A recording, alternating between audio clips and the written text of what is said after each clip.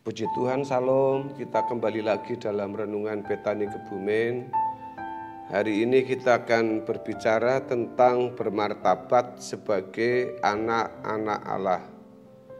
Saudaraku, kita semua harus terus mengalami proses perubahan sehingga perjalanan hidup kita ini menjadi petualangan yang hebat, karena itu menentukan kekekalan yang tidak terbatas. Tidak ada yang lebih menarik dalam hidup kita selain perubahan-perubahan itu. Perubahan-perubahan itu akan menyenangkan hati Bapa. Jadi perubahan itu bukan hanya tidak berbuat dosa, melainkan juga perubahan menjadi manusia baru berstandar Yesus untuk menyenangkan hati Bapa. Allah Bapa mengetahui apakah kita ini mengalami perubahan yang benar atau tidak. Jika Bapa merasakannya, tentu saja orang sekitar kita juga pasti akan merasakannya. Saudara, jika kita masuk pada pergumulan ini, tiada lagi yang menarik dalam hidup kecuali Allah dan kerajaannya.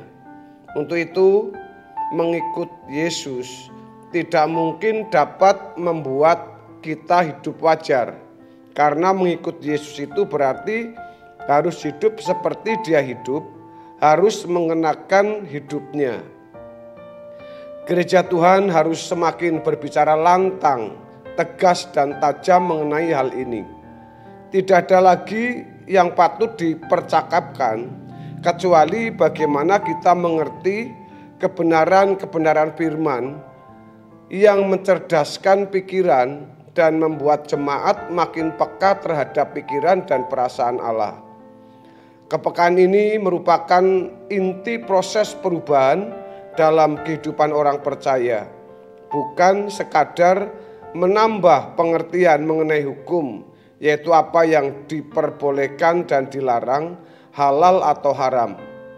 Standar kebenaran dan kesucian orang percaya adalah memiliki pikiran dan perasaan Kristus, sehingga dapat dengan tepat memahami apa yang benar dan baik menurut standar kesucian Allah. Inilah kekayaan abadi kita.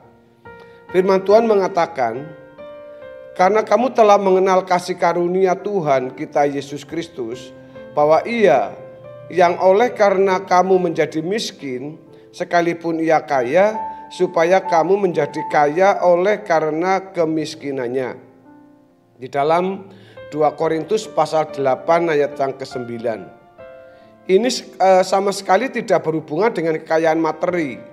Jadi kalau kalimat dalam ayat ini dikaitkan dengan harta dunia, itu merupakan kejahatan di dalam gereja. Itu merupakan tatanan pikiran. Menjadi Kristen itu berarti diberi kesempatan menjadi anak-anak Allah.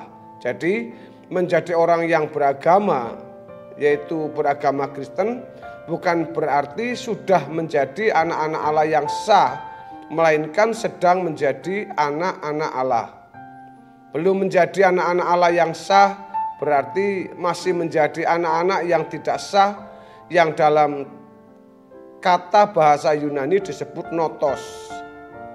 Namun setelah menjadi anak Allah yang sah, yaitu setelah mengambil bagian dalam kekudusan Allah, anak-anak Allah itu barulah disebut dalam istilah bahasa Yunani sebagai huios.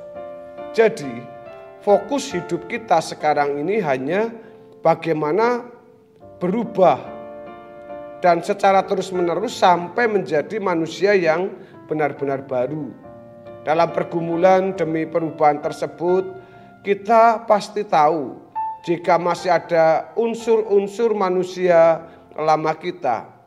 Jangan sampai kita sibuk di pelayanan secara teknis dan berprestasi dalam pelayanan, tetapi tidak mengalami pembaruan di dalam manusia batinnya ini. Ada orang-orang cakap berkhotbah dan cakap dalam mengatur organisasi gereja, tetapi gagal menjadi manusia baru. Tidak sedikit mereka berasal dari jemaat awam tetapi sudah memiliki pengetahuan Alkitab, menjadi cakap berkhotbah, membantu pelayanan dalam kegiatan-kegiatan gereja, tetapi mereka ternyata tidak mengalami perubahan seperti Yesus, tidak menjadi manusia baru.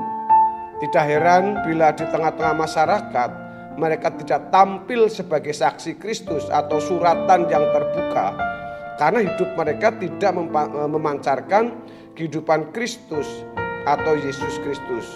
Proses perubahan harus dialami melalui perjuangan dalam hal-hal sederhana. Saudara, oleh sebab itu salah satu yang penting dalam hidup ini adalah menjaga lidah untuk tidak mengucapkan kata-kata yang sia-sia. Belajar mengendalikan emosi serta membersihkan jiwa kita yang keruh dari perasaan-perasaan yang negatif seperti iri hati, cemburu, mencari hormat manusia, tidak suka orang lain tidak suka kalau ada orang lain dianggap penting, dan masih banyak yang lainnya. Itu semua adalah manusia lama yang harus dimatikan. Kamu masih hidup dalam, maksud saya kalau kita masih hidup dalam sikap-sikap manusia lama tersebut, kita pasti tidak akan masuk kerajaan Allah. Oleh sebab itu, kita harus memahami bahwa masuk kerajaan Allah itu bukan sesuatu yang mudah dan murahan. Firman Tuhan mengatakan bahwa banyak yang dipanggil, tetapi sedikit orang yang dipilih dalam Matius 22 ayat yang ke-14. Banyak orang berusaha masuk surga, tetapi tidak berhasil masuk. Kalau seorang Kristen masih hidup sembarangan atau sembrono, ia pasti tidak akan pernah masuk surga. Kita harus menghindari diri dari berbicara tentang hal yang tidak perlu, apalagi menyakiti orang lain dengan perkataan atau tulisan di media sosial.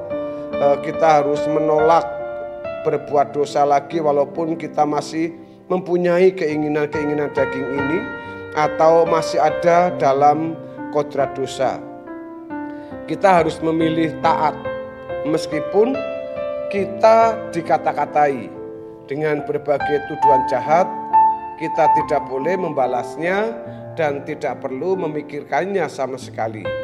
Semua itu merupakan cara Allah memurnikan kita agar menjadi mempelai yang layak bagi Kristus.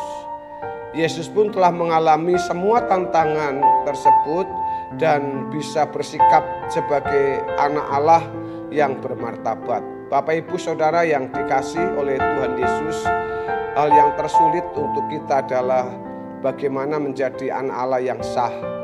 Tapi saudara, jangan takut, jangan khawatir. Tuhan akan membimbing kita, menuntun kita. Melalui Roh Kudus akan membawa kepenuhannya kepada kita, agar setiap kata, ucapan, perkataan kita, pikiran kita, lalu sikap, tingkah laku, tindak tanduk kita semua bisa sesuai dengan kehendak Bapa yang di surga. Tuhan Yesus akan menjadi teladan kita terus. Mari kita teladani Dia. Hari-hari ini yang sulit saudara, kita jangan berfokus dengan kondisi pandemi yang terus sedang melonjak. Tapi saudara, mari kita harus terus bermartabat sebagai anak-anak Allah yang layak, yang berkenan kepada Tuhan. Bapak Ibu Saudara, kiranya kebenaran firman Tuhan hari ini memberkati Anda semuanya. Dan saya terus berdoa Anda sehat, Anda diberkati Tuhan, Anda dalam perlindungan Tuhan, dan Anda dalam bimbingan Tuhan. Tuhan Yesus memberkati kita semua. Haleluya. Salam.